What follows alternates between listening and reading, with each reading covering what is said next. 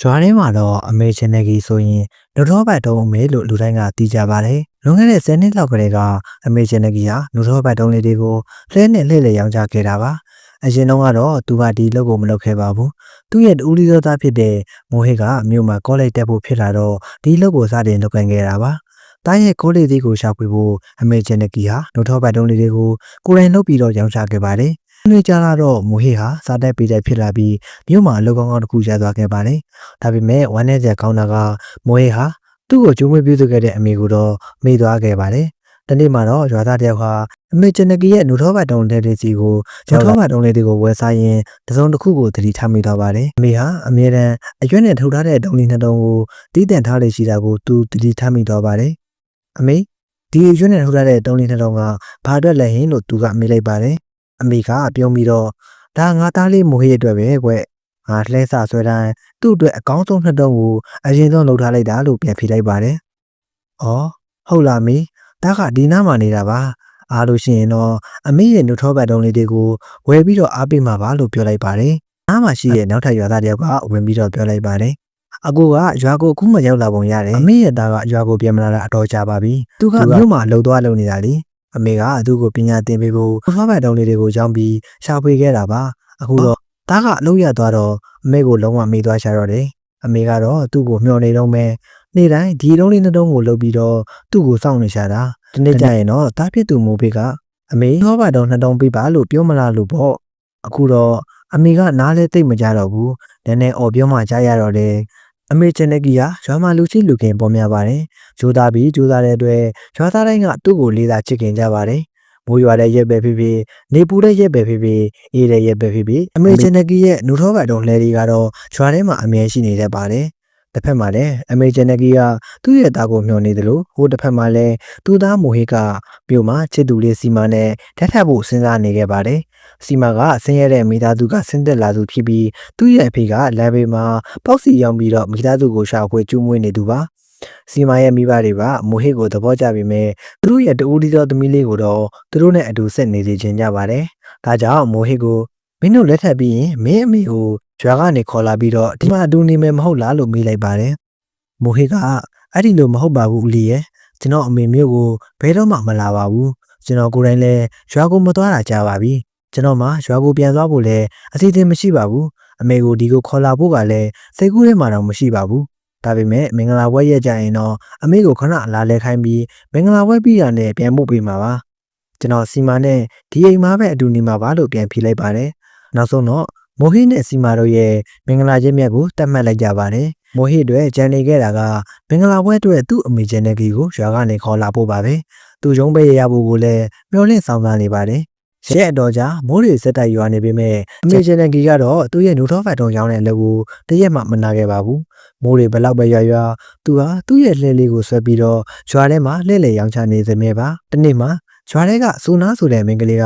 မေချင်းနဲ့ကြီးကိုတွေ့တော့အမေမိုးတွေတလောက်ရွာနေတာတော့ဘာလို့အပြင်ထွက်ပြီးလှုပ်လှုပ်နေတာလဲလို့မေးလိုက်ပါတယ်အမေချင်းနဲ့ကြီးကလည်းအသက်ပင်ချပြီးသမီးရဲ့အိမ်မှာနေရတာစိတ်မတက်တာဘူးအကျင့်ပါနေပြီလေရွာဒီတွေပြောင်းလဲပေမဲ့လည်းအမေရဲ့အလုပ်ကတော့မပြောင်းလဲဘူးလေအမေအတွက်ကတော့နေတိုင်းကအတူတူပါပဲဒါနဲ့သမီးကရောဘာကိစ္စနဲ့ဒီလိုမိုးရွာတဲ့ကိုရှောက်သွားနေရလဲလို့ပြန်မေးလိုက်ပါတယ်ဆိုနာကပြုံးပြီးတော့အမေအတွက်သတင်းကောင်းတစ်ခုယူလာခဲ့တယ်မိုဟစ်ကဖုံးဆက်လာတယ်မနေ့ပြန်သူအမေကိုလာခေါ်မယ်တဲ့နောက်ရဲ့နိုင်ငံဆိုရင်သူ့ရဲ့မင်္ဂလာပွဲလဲကျင်းပတော့မှာလို့ပြောလိုက်ပါတယ်ဆိုနာရဲ့စကားတန်တွေကိုကြားတော့အမေဂျန်နကီဟာဝမ်းသာလုံးလို့ဘာပြောရမှန်းတော့မသိတော့ပါဘူးမိုဟစ်လက်ထက်တော့မှလားငါကိုလာခေါ်မဲတဲ့လားငါရဲ့သားလေးငါရဲ့အချစ်ဆုံးသားလေးနှစ်ပေါင်းများစွာကြာမှရွာကိုပြန်လာတော့မှလားသူဘယ်ချိန်လာမှလဲလို့အမေဂျန်နကီကမယုံနိုင်စွာပဲမေးလိုက်ပါတယ်မနေ့ကညနေပိုင်းလောက်ရောက်လိုက်မယ်အမေလို့ဆိုနာကပြန်ပြေးလိုက်ပါတယ်ဆိုနာရဲ့စကားသံတွေကိုကြားပြီးအမေဂျန်နကီဟာပျော်ရွှင်လုံးလို့တရွာလုံးကိုလှည့်လည်ပြီးပြောပြနေခဲ့ပါတယ်သူ့ရဲ့နူထောဘတ်တုံးလေးတွေကိုလာဝဲတဲ့သူတိုင်းကိုမနေ့ပြန်ငါသားငါကိုလာခေါ်တော့မယ်မင်းတို့လာခဲ့ကြငါရဲ့အသားနဲ့မင်းတို့ကိုမိတ်ဆက်ပေးမယ်လို့ပြောလိုက်ပါတယ်ရွာသားတွေကလည်းအမေချန်နကီပျော်ရွှင်နေတာကိုမြင်ရတော့ဝမ်းသာနေကြပါတယ်။ဒါတကယ်ဝမ်းသာစရာကောင်းတဲ့တဲ့ပဲအမေရဲ့ကျွန်တော်တို့လာခဲ့ပါမယ်လို့တယောက်ပြီးတယောက်ကပြန်ပြောပါတယ်။နောက်တစ်နေ့မှာတော့ဂျွာသူရွာသားတွေဟာအမေချန်နကီရဲ့ဆိုင်လေးမှာစူးရုံရောက်ရှိနေကြပါတယ်။အားလုံးကအမေချန်နကီရဲ့ပျော်ရွှင်မှုကိုမျက်မြင်ကိုယ်တွေ့မြင်ကြလို့ပါပဲ အမေဂျန်နကီဟာမနေ့အစောကြီးကလေးကအစင်းသိပြင်ဆင်ထားပြီးတော့သူ့ရဲ့သားလေးတွေထူးခြားသောနှုတ်ထောပတ်တုံးလေးတွေကိုလှုပ်ထားပါတယ်ဒီနေ့ငါရဲ့သားမိုဟေလာတော့မယ်သူလာချင်းအမေနှုတ်ထောပတ်တုံး2 တုံးပေးပါလို့ပြောမှတေးကြတယ်လို့သူတယောက်တည်းတီးတိုးရေရွတ်နေခဲ့ပါတယ်ချိန်တွေကတဖြည်းဖြည်းကုန်လွန်လာခဲ့ပေမဲ့မိုဟေရဲ့အခြေအောင်ကိုမတွေ့ရပါဘူးအမေဂျန်နကီဟာဆိုနာရေအချင်းဘယ်လောက်ရှိပြီလဲမိုဟေကိုဖုံးဆက်ကြည့်ပါအောင်သူဘယ်နှန်းကိုရောက်နေပြီလဲမသိဘူးလို့ပြောလိုက်ပါတယ်ဆိုနာကဖုံးဆက်ကြည့်ပေမဲ့မိုဟေရဲ့ဖုန်းကိုဆက်လို့မရပါဘူးနေဆောင်လာပြီးမိုးရီကလည်းပြန်ရွာလာခဲ့တယ်စောင်းနေတဲ့လူအုပ်ကြီးကလည်းတဖြည်းဖြည်းနဲ့အိမ်ကိုပြန်သွားကြတယ်ဆိုနာကအမေမိုးရီရွာနေပြီမိုဟေနဲ့နောက်ရက်မှတွေ့တာပေါ့သူဒီမှာရဲ့အနေငယ်နေမှာပဲလေမနေ့ဖယ်မှလာခဲ့ကြတာပေါ့လို့ပြောလိုက်ပါတယ်အမေဂျန်နကီကစိတ်မကောင်းဖြစ်ပေမဲ့မျောလင်းချက်ကတော့ယော့မသွားပါဘူးဟုတ်တယ်သူဒီမှာရဲ့အနေငယ်နေမှာပဲမင်းတို့မနေ့ဖယ်လာခဲ့ကြလို့ပြန်ပြောလိုက်ပါတယ်အမေဂျန်နကီကိုနှစ်သိမ့်ပေးနေပါတယ်အမေစိတ်မပူပါနဲ့မိုးရွာနေလို့သူနောက်ကျနေတာဖြစ်နိုင်တယ်နောက်ပြီးသူလာမှာပါအိမ်ပြန်ပြီးတော့နားနေတော့နော်မိုးတွေကလည်းအရန်ရွာနေတ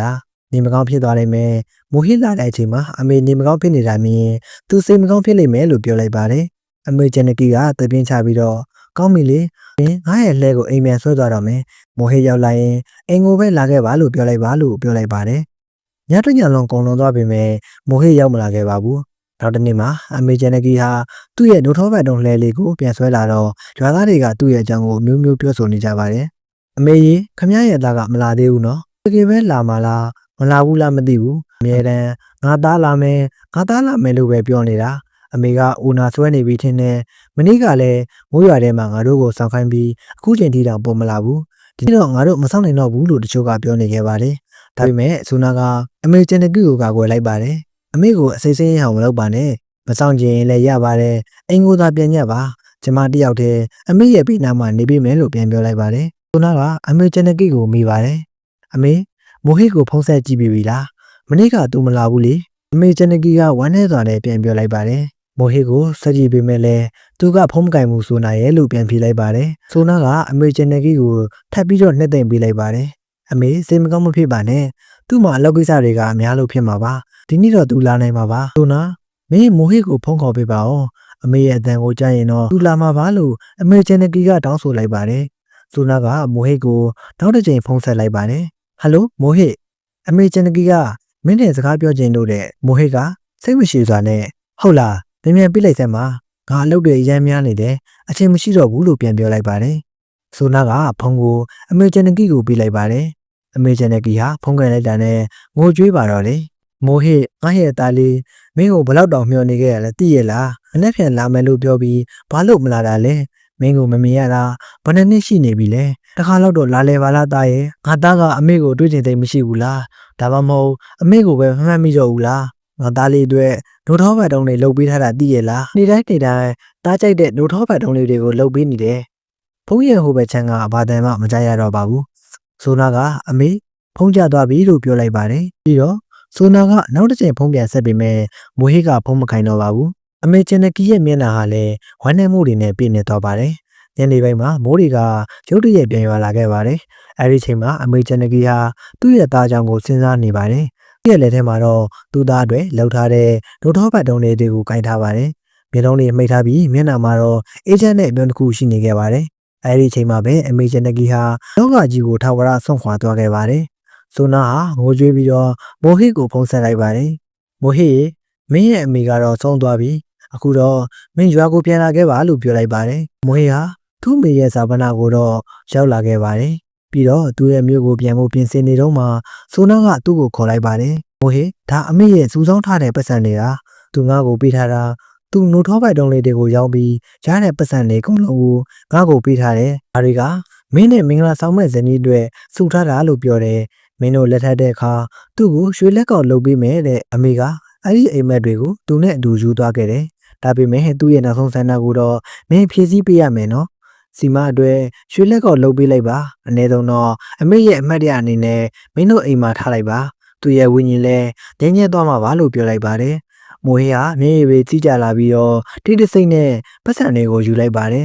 ပြီးတော့သူကမြို့ကိုပြန်သွားတယ်အဲ့ဒီပတ်စံတွေနဲ့ပဲသူ့ရဲ့ဇနီးလောင်စီမအတွက်ရွှေလက်ကောက်လုပ်ပေးခဲ့ပါတယ်အသက်ရှင်နေတော့ကတော့သူ့ရဲ့အမေကိုမြို့ကိုမခေါ်လာခဲ့ပေမဲ့သူ့အိမ်မှာတော့သူ့အမေရဲ့ပုံတူကိုချိတ်ဆွဲထားခဲ့ပါတယ်အငယ်ပုံကအမေဂျန်နဂီရဲ့ဝိညာဉ်ဟာသူ့ရဲ့သားဖြစ်သူနဲ့ရွှေမာကိုကောင်းကြီးတွေပေးနေမှာတော့သိကြပါတယ်